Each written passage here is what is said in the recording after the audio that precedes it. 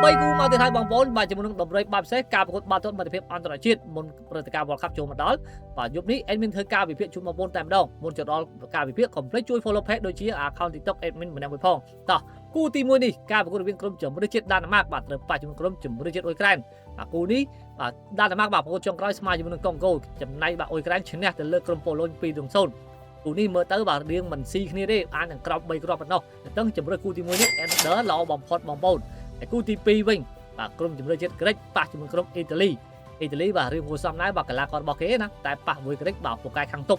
អញ្ចឹងមានគេថាបងប្អូនអាចរើសបានទៅលើក្រុមជម្រើសជាតិអ៊ីតាលីឬក៏លើ3គ្រាប់បាទសម្រាប់គូទី2នេះចំណែកគូចុងក្រោយវិញបាទការប្រកួតរវាងក្រុមម៉ារ៉ុកបាទត្រូវប៉ះជាមួយក្រុមជម្រើសជាតិណូវេម៉ារ៉ុកជឿតែឈ្នះ 4-0 ទៅលើម៉ាដាហ្គាស្កាបាទចំណែកបាទណូវេក៏ឈ្នះទៅលើក្រុមបាទស៊ុយអែត 3-1 ដូចគ្នាអាគូនេះសិតតែមានគ្រាប់បាល់ច្រើនណាតែសម្រាប់ជម្រើសរបស់មីនគូទី3នេះបងប្អូនក៏អាចរើសបានទៅលើក្រុមជម្រើសជាតិណូវេដែរបាទណូវេឡើងជូនខ្លាំងណាស់បាទឆ្នាំនេះអញ្ចឹងមាន3គូនេះជូនបងប្អូនចង់បានគូបាល់ពិសេសច្រើនទៀតចូលទៅកាន់ក្រុមបាល់របស់មីន link Telegram ក្រោម profile ដូចជានៅក្នុង comment វីដេអូមួយនេះអរគុណជូនពរបងប្អូនតំណាងល្អ